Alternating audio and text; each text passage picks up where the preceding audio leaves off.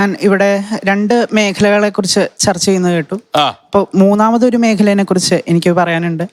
തൊഴിലവസരങ്ങൾ ഉണ്ടാക്കിയെടുക്കുന്നവരുടെ ഉണ്ടാക്കിയെടുക്കുന്ന ആളുകൾ അത് കൂടി എനിക്ക് മെൻഷൻ ചെയ്യാനുണ്ട് മൂന്നാമതായിട്ട്. പിന്നെ സാറ് പരിണാമ സിദ്ധാന്തത്തിനെ കുറിച്ച് പറയുന്ന കേട്ടു. ഇവിടെ എനിക്ക് പറയാനുള്ളത് സ്കില്ലുള്ളവൻ എവിടെയായാലും രക്ഷപ്പെടും. അതാണ് എനിക്ക് പറയാനുള്ളത്. തൊഴിലവസരങ്ങളെ കുറിച്ച് അദ്ദേഹം പറഞ്ഞ ആ ഒരു പോയിന്റിന് 3 തരത്തിലുള്ള ഇമ്പാക്റ്റ് ആണ് AI കൊണ്ടുവരാൻ പോകുന്നത്. ഒന്ന്, ഇപ്പൊ കൺട്രി വൈസ് എടുക്കുവാണെങ്കിൽ ഇമ്പാക്റ്റ് വ്യത്യാസമായിരിക്കും. ഇപ്പൊ ഇന്ത്യക്ക് വരാൻ പോകുന്ന ഇമ്പാക്റ്റ് അല്ല ഒരിക്കലും US വരാൻ പോകുന്നത്. US വരുന്ന ഇമ്പാക്റ്റ് അല്ല ചൈനയ്ക്ക് വരാൻ പോകുന്നത്. കാരണം ഇന്ത്യയുടെ ഫോക്കസ് പ്രൈമറിലി സർവീസസിലായിരുന്നു. എന്നാൽ US ചൈനയുടെയും പ്രൈമറി ഫോക്കസ് എന്ന് പറയുന്നത് പ്രോഡക്റ്റും അതിൻ്റെ ഇൻഫ്രാസ്ട്രക്ചറിലുമാണ്. അപ്പോൾ ആ ഫോക്കസിലേക്ക് നമുക്ക് മൈഗ്രേറ്റ് ചെയ്യാൻ സാധിക്കുവാണെങ്കിൽ നമുക്ക് ഇത്രയും പേടിക്കേണ്ട കാര്യമില്ല. അല്ലെ, താങ്കൾ ഈ പൊളിറ്റിക്കൽ ആൻഡ് ബ്രാൻഡ് മാർക്കറ്റിംഗ് ഈ AI ഉപയോഗിച്ച് ചെയ്യുന്നു ഞാൻ മനസ്സിലാക്കുന്നത്. അപ്പൊ എന്താ ഐഡിയ? ഞങ്ങൾ ബേസിക്കലി ഒരു പ്രോഡക്റ്റിന്റെ 2 വശങ്ങളാണത്.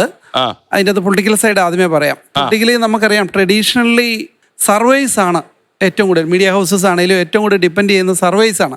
പല രീതിയിലുള്ള സർവേ ചെയ്യും, ഇൻ പീപ്പിൾ ചെയ്യും, ടെലിഫോണിക് ചെയ്യും. അപ്പം ഞങ്ങൾ ഈ വർഷം ഇന്ത്യയിലെ ഇലക്ഷൻസ് ഞങ്ങൾ പ്രഡിക്ഷൻസ് ചെറുതായിട്ട് ചെയ്തിരുന്നു. ഞങ്ങൾ ഞങ്ങൾ ടെസ്റ്റ് ചെയ്യുമായിരുന്നു.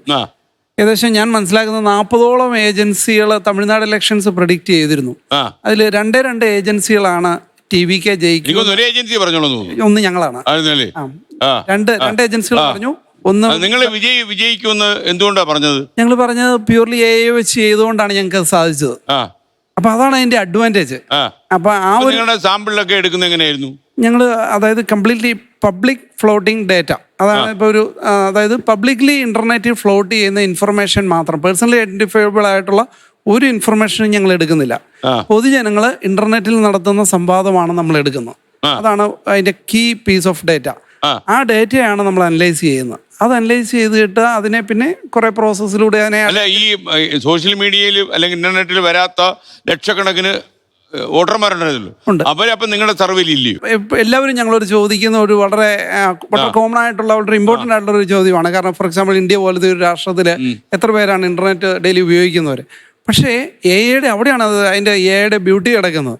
അതായത് ഈ പറഞ്ഞ നിഗ്ലക്റ്റഡ് ക്രൗഡിനെ ആ പൾസിനെ റെപ്ലിക്കേറ്റ് ചെയ്യാൻ AIക്ക് പറ്റും. ഇതിന് continuously it is getting trained. അതുകൊണ്ടാണ് ഇപ്പം ഈ TVKയുടെ പ്രവചനം ഞങ്ങൾക്ക് കൃത്യമായിട്ട് ചെയ്യാൻ സാധിച്ചത്. കേരളത്തിൽ ഞങ്ങൾ ആദ്യമായിട്ട് പൈലറ്റ് ചെയ്തു. കേരളത്തിൽ ഞങ്ങൾക്ക് 80% ആക്യുറസി ഉണ്ട്. ഫസ്റ്റ് ടൈമാണ് ഞങ്ങളിത് ചെയ്തത്. ഈ ഡേറ്റ അടുത്ത തവണ കൂടുതൽ ട്രെയിൻഡ് ആവുകയാണ്.